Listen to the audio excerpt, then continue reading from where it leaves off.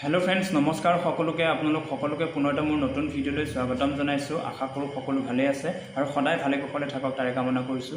আজি আমি এইটো ভিডিওত কথা পাতিম এসএসসি জিডি 2026 ৰ ফিজিক্যাল টেষ্টৰ বিষয়। ফিজিক্যাল টেষ্টত আপোনালোকৰ কি ডকুমেন্টস লাগিব বা কি ডকুমেন্টস লৈ যাব লাগিব, ইন্টাৰভিউ কোড হ'ব অৰ্থাৎ ফিজিক্যাল কোড হ'ব, গ্ৰাউণ্ডত হ'ব নে ৰোডত হ'ব, আপোনালোকৰ ল'ৰাৰ ৰানিং কিমান ছোৱালীৰ ৰানিং কিমান সকলোবোৰৰ বিষয় এইটো ভিডিওত আমি আলোচনা কৰিম। আৰু যদি আপুনি ফাৰ্স্ট টাইম আহিছে চেনেলটো প্লিজ সাবস্ক্ৰাইব কৰি বেল আইকনটো প্ৰেছ কৰি ৰাখিব, যেতিয়াই মই এনেকুৱা ধৰণৰ ইনফৰমেটিভ ভিডিও দিওঁ আপোনালোকে অতি সোনকালে চাব পাৰিব। তো আপোনালোকে ভালদৰে এতিয়া শুনিব মই কি ডকুমেন্টস লাগিব আপোনালোকৰ আগত এতিয়া কৈ দিছোঁ। তো প্ৰথমতে আপোনালোকৰ পিএছটি বা পিইটি দিবলৈ আপোনালোকক যিখন এডমিট কাৰ্ড মাতিছিলে হয়নে, এডমিট কাৰ্ড আহিছে সেইখন আপোনালোকে লৈ যাব লাগিব। আৰু আপোনালোকৰ আইডি প্ৰুফ হিচাপে আপোনালোকৰ আধাৰ কাৰ্ড, ভোটাৰ কাৰ্ড আৰু আপোনালোকৰ ড্ৰাইভিং লাইসেন্স বা পান কাৰ্ড বা পাছপোৰ্ট আপোনালোকৰ লাগিব বা এখন লাগিব মানে অৰিজিনেল কিন্তু।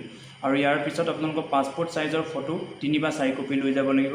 আৰু আপোনালোকৰ এডুকেশনাল কোৱালিফিকেশন সাৰ্টিফিকেট হিচাপে 10 পাছ মাৰ্কশিট সাৰ্টিফিকেট আৰু এডমিট কাৰ্ড লৈ যাব। আৰু আপোনালোকৰ ডকুমেন্টস ভেৰিফিকেশনত ডিভি হয়নে, ডিভি অৰ্থাৎ এক্সট্ৰা ডকুমেন্টস হিচাপে আপোনালোকৰ ডমিচিল সাৰ্টিফিকেট বা পিআৰসি, কাষ্ট সাৰ্টিফিকেট আপোনালোকৰ এসসি, এসটি, ওবিসি, ইডব্লিউএস হয়নে, ইডব্লিউএস সাৰ্টিফিকেট যদি আছে লৈ যাব।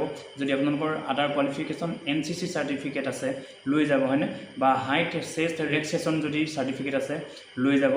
আৰু আপোনালোকৰ এক্স সাৰ্ভিসমেন সাৰ্টিফিকেট আন্ডাৰটেকিং বা আন্ডাৰটেকিং যদি সাৰ্টিফিকেট আছে লৈ যাব।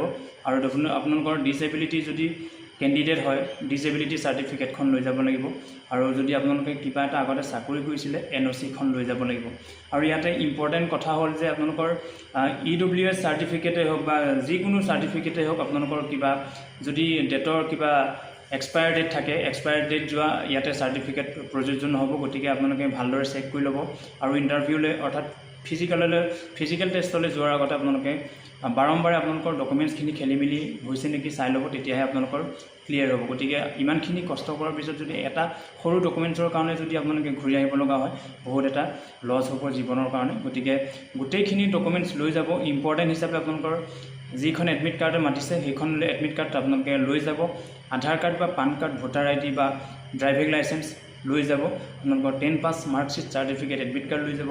আৰু ডেট অফ বাৰ্থ সাৰ্টিফিকেট লৈ যাব। ডমিচিল সাৰ্টিফিকেট বা পিআৰসি লৈ যাব হয়নে। আপোনালোকৰ ইডব্লিউএছ যদি সাৰ্টিফিকেট আছে লৈ যাব। গতিকে গোটেইখিনি বস্তুৰ প্ৰয়োজন, গোটেইখিনি ডকুমেন্টছ বহুত ইম্পৰ্টেণ্ট হয়। গতিকে গোটেইখিনি অৰিজিনেল লৈ যাব। আৰু আপোনালোকৰ ফিজিক্যাল ভেন্যু আপোনালোকৰ গ্ৰাউণ্ডত হ'ব নে ৰোড ৰানিং হ'ব সেইটো এতিয়ালৈকে কনফাৰ্মেশ্যন হোৱা নাই, যিহেতু আমাৰ অসমতো 5-6খন ভেন্যু আছে। গতিকে এতিয়া ৰোডত হ'ব বুলিও কনফাৰ্মলি ক'ব পৰা নাই, কিছু ৰোডত হ'ব পাৰে বা কিছুত আপোনালোকৰ গ্ৰাউণ্ডত হ'ব পাৰে। তো হ'লেবি আপোনালোকৰ নিজৰ কাৰণে ভাল হোৱাকৈ আপোনালোকে ৰোডতো ৰানিং কৰক বা গ্ৰাউণ্ডতো ৰানিং কৰক, তেতিয়া আপোনালোকৰ কাৰণে বেছি হেল্পফুল হ'ব। ৰোড ৰানিং কৰক আৰু গ্ৰাউণ্ড ৰানিং কৰক, দুইটাতে আপোনালোকে পাৰফেক্টলি প্ৰেক্টিছ কৰিলে নিশ্চয় আপোনালোকৰ ভাল হ'ব। গতিকে ইয়াকে কৈছোঁ। আৰু আপোনালোকে গমেই পাইছে যে ল'ৰা আৰু ছোৱালীৰ ৰানিং কিমান। গতিকে ল'ৰাসকলে 5 কিলোমিটাৰ ৰানিং 24 মিনিটত কৰিব লাগে। আৰু আপোনালোকৰ ছোৱালীসকলে 1600 মিটাৰটো আপোনালোকৰ 8.5 মিনিটত মাৰিব লাগে। গতিকে আপোনালোক সকলোৰে কাৰণে ভাল খবৰ, ভাল চান্স আছে।